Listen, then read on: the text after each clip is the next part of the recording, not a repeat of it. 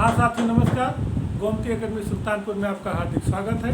आज हम आपको करंट अफेयर्स पद्म अलंकरण के विषय में बताएंगे। बहुत ही महत्वपूर्ण टॉपिक है। सबसे पहले आप हमारे चैनल को सब्सक्राइब कर लीजिए, बेल दबाकर ऑल पे ओके कर लीजिए, जिससे सभी नोटिफिकेशन मिलता रहे।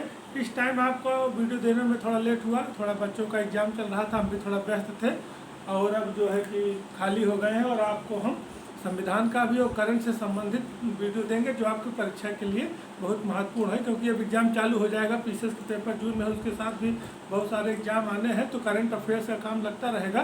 तो छोटा छोटा करंट अफेयर्स का वीडियो हम आपको देते रहेंगे, इसको आप देखते रहिए और शेयर भी करते रहेंगे, तो दोस्तों को भी आपको मिलता रहेगा। और हमारा वीडियो बहुत ही लाभकारी वीडियो है। छोटे छोटे वीडियो से आपको करंट की बहुत सारी समस्याएँ हल हो जाएंगी, बहुत आसानी से आप समझ भी जाएंगे। तो आइए हम आपको पद्म अलंकरण, जैसे पद्म अलंकरण के विषय में 3 पुरस्कार दिए जाते हैं पद्म अलंकरण, तो उसके विषय में हम आपको एक 3 वीडियो देंगे। पद्म विभूषण, पद्म भूषण और पद्मश्री, तीनों का अलग अलग, और जिससे बोझ ना हो और नाम याद करने में आसानी हो और आपको परीक्षा में आसानी से जो इससे संबंधित प्रश्न है हल कर लें। तो पद्म अलंकरण 2022 के विषय में आपको बताएंगे, जो आपको पीसीएस अन्य जो एग्जाम लोक सेवा आयोग या और एग्जाम होने हैं उसमें आपके करंट से संबंधित प्रश्न के लिए बहुत महत्वपूर्ण है कि पद्म अलंकरण 2022।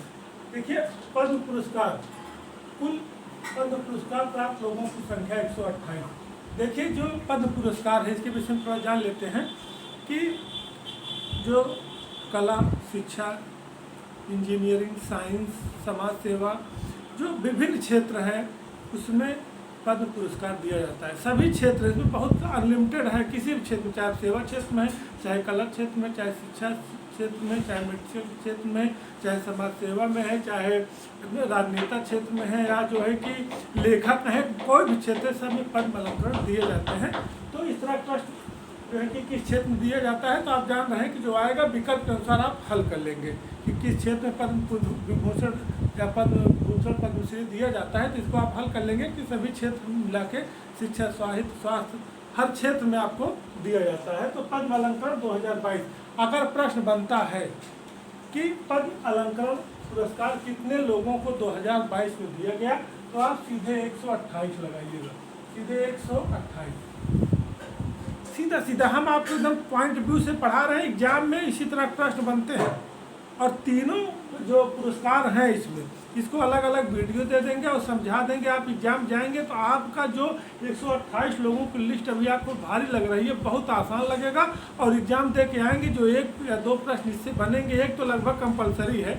पीसीएस में भी तो लगभग मान चलिए कि 1 पुरस्कार पूछा जाएगा, नहीं पूछा जाए किसी अन्य एग्जाम पूछा जाएगा। अगर पूछा जाएगा तो आप समस्या नहीं होगी। तो कुल पद्म पुरस्कार प्राप्त लोगों की संख्या 128, सीधे सीधे।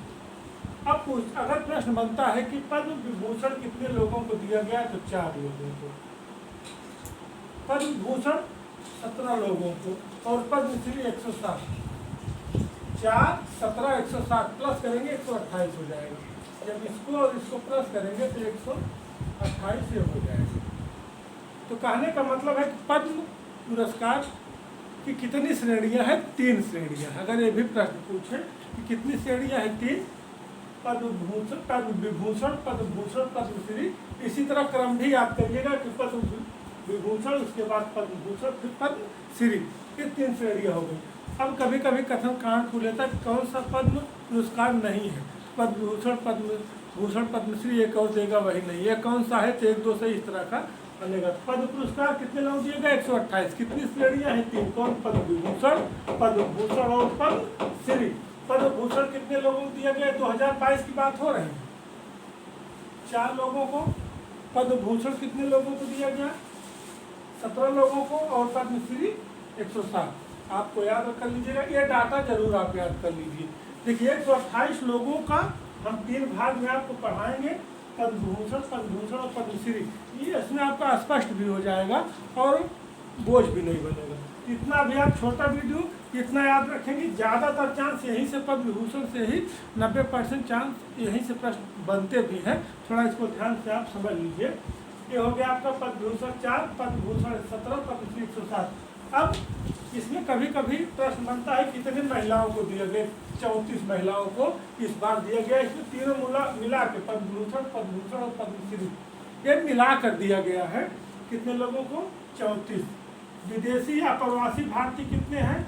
10। और मरणोपरांत कितने लोगों को दिया गया? 13। तो कहने का मतलब है कि इसमें जो प्रश्न बनता है कभी कितने महिलाओं को दिया गया, तो उसमें पद्म पुरस्कार कितने महिलाओं को दिया गया? 34। कितने विदेशी या प्रवासी भारतीय? 10। मरणोपरांत कितने लोग दिया गया? 13। तो इस तरह के प्रश्न बनते हैं, कथन कारण बनते हैं। सीधे सीधे दे देगा पद्म पुरस्कार के विषय में क्या सही है, दे देगा 34 महिलाओं को दिया गया, विदेशी इतने दिया गया, मरणोपरांत इतने दिया गया, पद्मभूषण 4, 1 सही 2 सही, इस तरह प्रश्न तो आप एकदम स्पष्ट चलिए। 34 महिलाएं, 10 विदेशी और 13 मरणोपरांत। अब आते हैं पद्म विभूषण 2022 कितने लोगों को दिया गया? 4 लोगों को। स्पष्ट 4 लोगों को दिया गया। कौन कौन से हैं, उनका क्या क्षेत्र है, किस राज्य से हैं, इसको स्पष्ट कर लेते हैं। 4 नाम याद करना आपके लिए बड़ी बात नहीं है, बहुत छोटी बात है, और जानते भी हैं चारों लोगों को। एकाक लोगों को नहीं जानते हैं तो आप उसको समझ लेंगे। सबसे पहले पद्म विभूषण 2022 4 लोगों को दिया गया। सबसे पहला नाम जनरल बिपिन रावत, मरणोपरांत। इनका क्षेत्र क्या है? सिविल सेवा। ये किस राज्य के हैं? उत्तराखंड के। देखिए, जनरल बिपिन रावत के विषय में सब लोग जानते हैं। अभी 8 दिसंबर 2021 को प्लेन दुर्घटना में इनकी मृत्यु हो गई थी। इनके मृत्यु के बाद इनको पद्म विभूषण पुरस्कार दिया गया। तो आप इनकी जो मृत्यु की डेट है, इनकी जो मृत्यु डेट है उसको आप याद कर लीजिए कि 8 दिसंबर 2021। 8 दिसंबर 2021, क्योंकि परीक्षा में पूछा जा सकता है कि जो प्लेन दुर्घटना हुई थी जिसमें जनरल बिपिन रावत की मृत्यु हुई थी, किस दिन घटना घटित हुई थी। तो 8 दिसंबर 2021 से क्या थे? हमारे प्रथम CDS थे। प्रथम CDS, chief defence of staff. Modi सरकार द्वारा सबसे पहले जैसे तीनों सेनाओं को मिलाकर एक CDS का पद का चयन बनाया गया था, जो हमारी थल सेना, वायुसेना, जल सेना तीनों को मिलाकर चीफ डिफेंस ऑफ स्टाफ, जो तीनों सेनाओं का मिलाकर एक मुख्य पद बनाया गया था, CDS chief defence of staff नियुक्त किया गया था। तो इन प्रथम नियुक्ति जनरल बिपिन रावत की गई थी और वो मौके पर CDS थे। प्रथम CDS कौन है? अब यहाँ एक प्रश्न आपको बनता है कि भारत के प्रथम CDS कौन है, कौन थे? क्या जनरल बिपिन रावत। एक प्रश्न क्लियर हो गया। कब मृत्यु हुई थी? 8 दिसंबर 2021 को। तो इनका मुख्य सिविल सेवा या सेना से भी संबंधित थे। जो विकल्प रहेगा आप एडजस्ट कर लेंगे। जो आधिकारिक जो ये हुआ है कि किस क्षेत्र में इनका काम रहा है, सिविल सेवा, नागरिक सेवा। अब सेना में रहे हैं तो नागरिक सेवा का काम तो देश सेवा, नागरिक सेवा, सुरक्षा की जिम्मेदारी उनके पास है, तो इसलिए सिविल सेवा या नागरिक सेवा दिया गया है। तो ये प्रश्न रहेगा, अगर सेना रहेगा तब भी आप टिक मार सकते हैं, सिविल सेवा या नागरिक सेवा रहेगा तब भी आप कर सकते हैं। तो कहने का मतलब है कि सेना में है तो नागरिक सेवा का काम है ही है। अब ये कहाँ के हैं? उत्तराखंड। यहाँ पर क्लियर हो गया। जनरल बिपिन रावत, इनको मरणोपरांत दिया गया ये सिविल सेवा में उत्तराखंड के। दूसरा श्री कल्याण सिंह, इनको भी मरणोपरांत दिया गया पब्लिक अफेयर्स। पब्लिक अफेयर्स मतलब ये नेता थे, ये राजनेता थे। और उत्तराखंड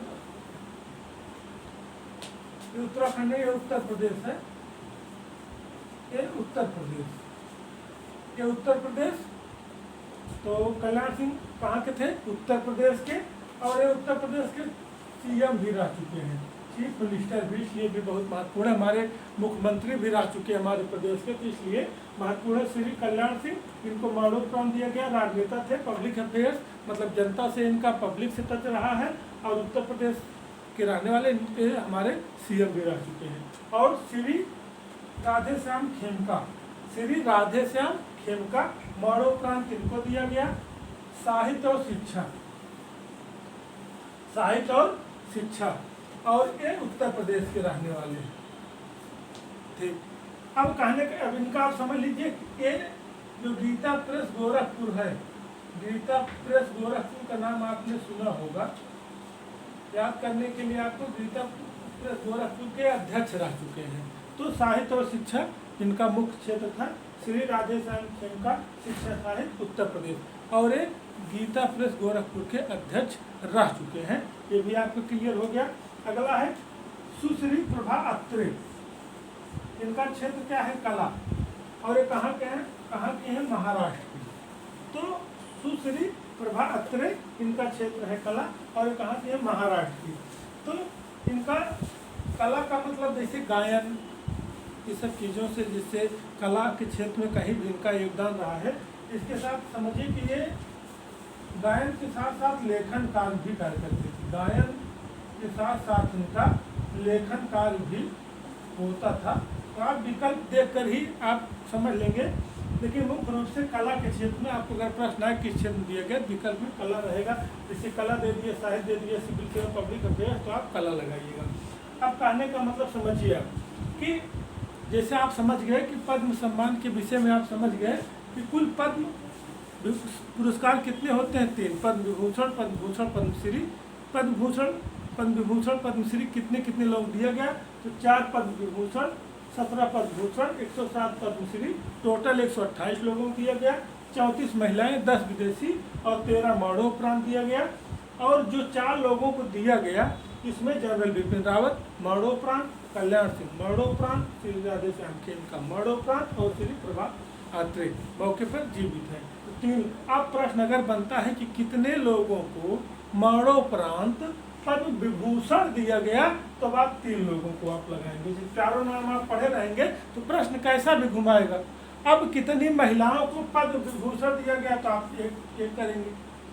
तो कहने का मतलब जब इस तरह आप पढ़े रहेंगे डिटेल से, इसीलिए हम तीनों पुरस्कार एक साथ नहीं दे रहे हैं कि आपका बोरियत ना हो या उसमें बहुत लेंदी ना हो, आपको सटीक एकदम पॉइंट व्यू रहे और ज़्यादातर यहीं से आपका काम हो जाएगा और हम आपको देंगे।